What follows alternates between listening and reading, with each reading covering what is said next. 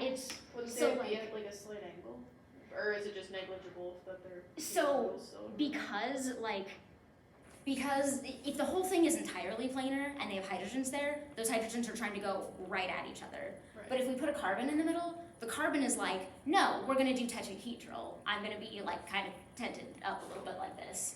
And then that sort of, I think it honestly sort of like rotates out, like bends out all of this thing. So it's like it kind of looks like the entire ring is like banked. You know, like a banked turn, but like opposite a banked turn, I guess.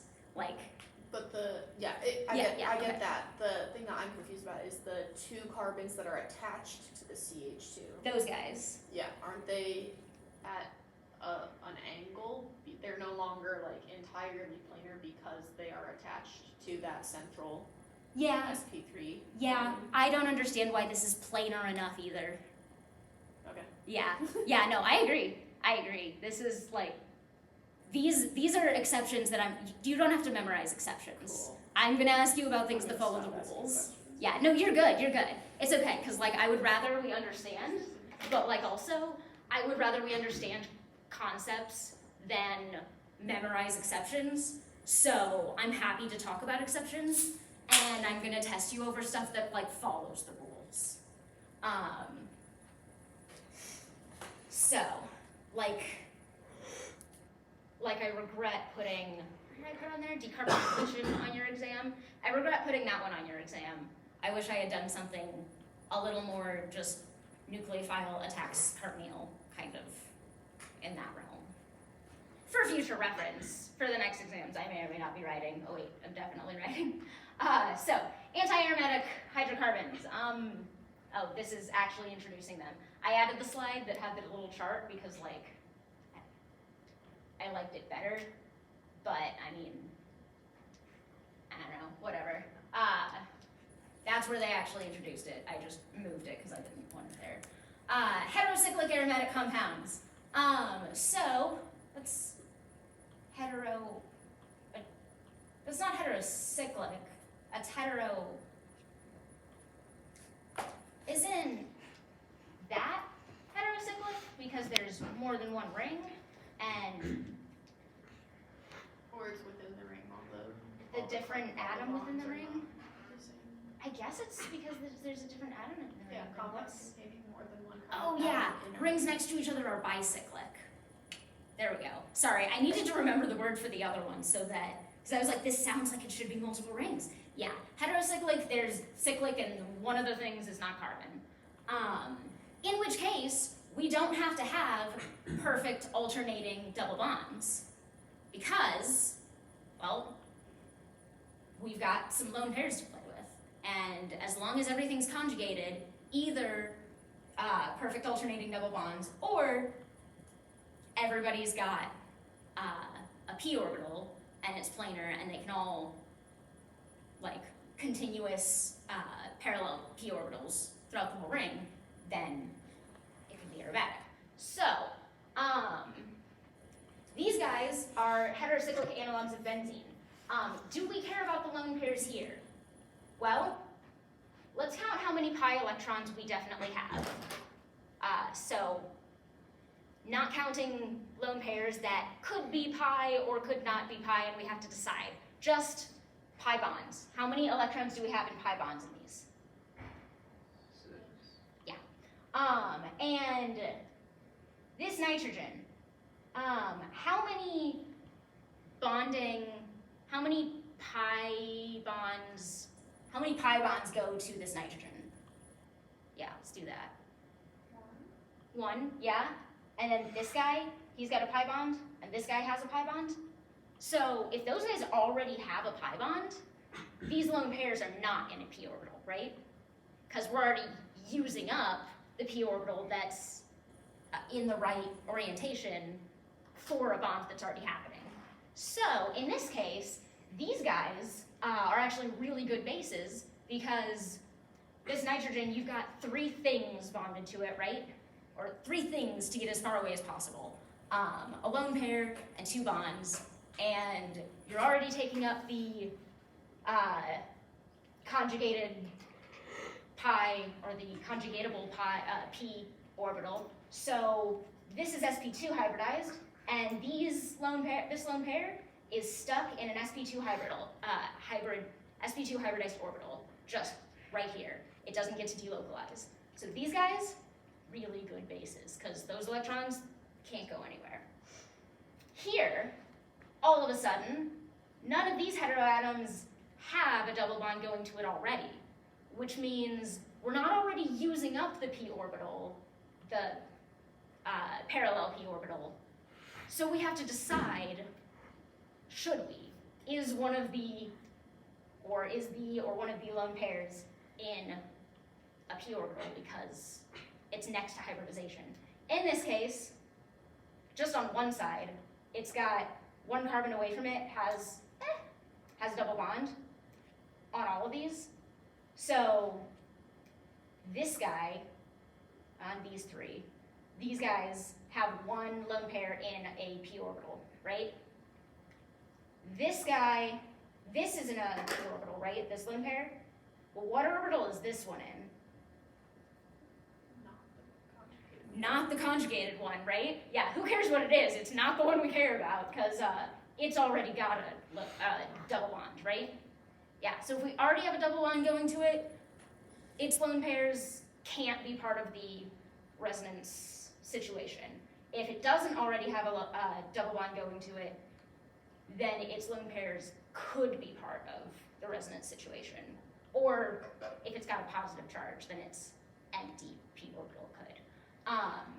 So, how many pi electrons are in this? Counting p and pi electrons. There we go. P orbital and pi electrons are in this guy. 6, right? And this guy, 6. And this guy, 6. And this guy, oh wait, 6. Because this yes, but this no. So 6 is not divisible by 4, right? So it's a 4n plus 2 pattern number. So these guys are all aromatic and like oddly stable. But they've got 5 members in the ring instead of 6, because one of them gets to be a lone pair instead of a double bond. Does this sort of make sense? So then when the ones that have lone pairs that are participating in conjugation but aren't technically bonded, when those electrons move, would that create positive negative charge on the other? Yeah. So let's do some resonance, because why not? I forgot that.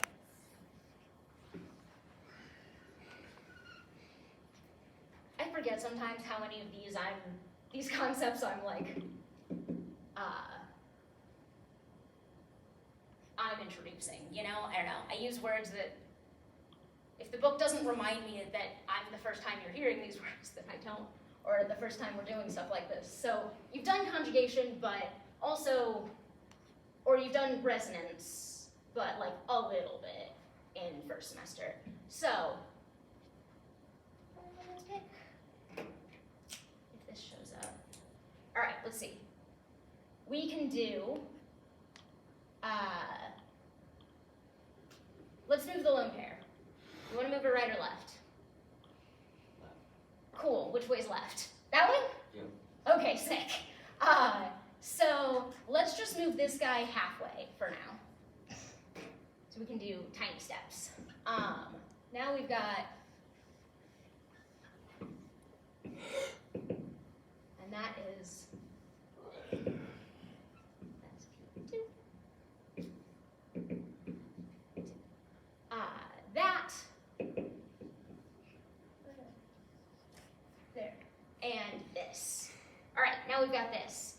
Let's get rid of this lone pair, since that's, not the most stable, and do this.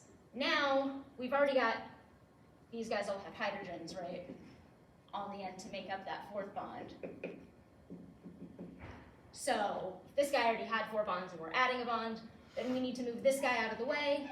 So let's just move it to the carbon next door for now, and do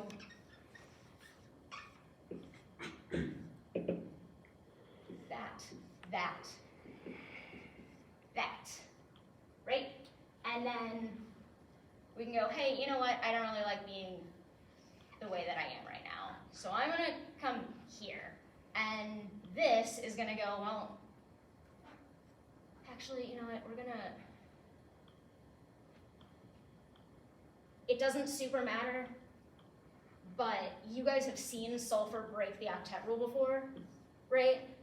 So I'm just gonna throw oxygen in here so that we know we can't break the octet rule, and that way the resonance structures that I wanna draw get to be drawn and we're not doing anything wild. So if we do this, we replace this with oxygen, not sulfur, so we don't have to worry about if we're allowed to break rules. And so we need to move this guy around, or over. So we go like that, and again, that,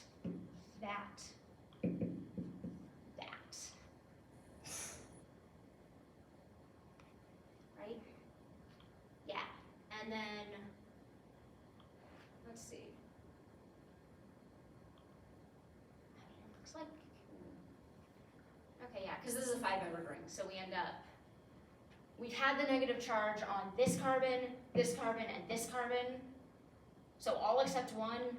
So I want to say, let's try it one more time and see if we can get it onto the last carbon,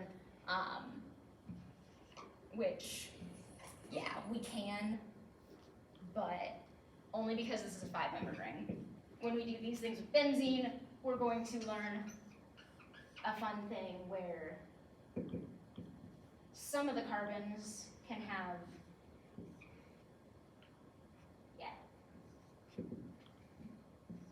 There we go. So we can get that negative charge on, we can get the lone pair on any member of the ring, right? Oh, and sorry, plus,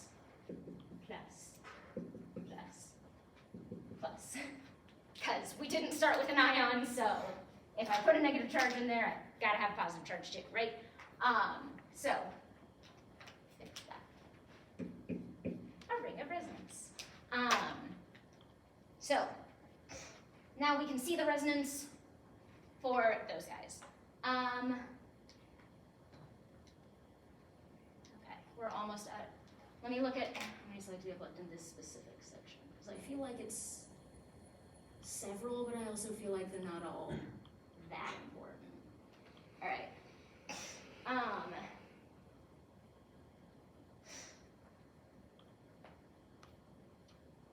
I think that means the nitrogen atom in pyridine is sp2 hybridized. Yep, it does mean that. It says if, but it does not. Pretty sure this is just going over what I just talked to you about here, but I guess now you have it written down on the slides just in case you need to look at the slides later. Resonance energy of pyridine is 134 kilojoules, so 32 kcals per mole.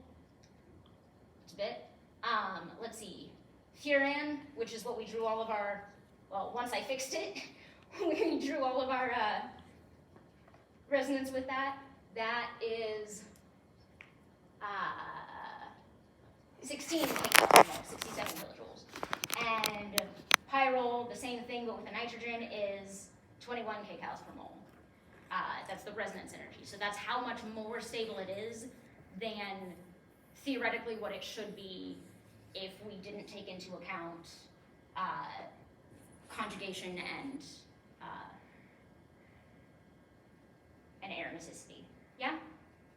Okay. All right, fine. Yeah, I figured these are just not overly important slides.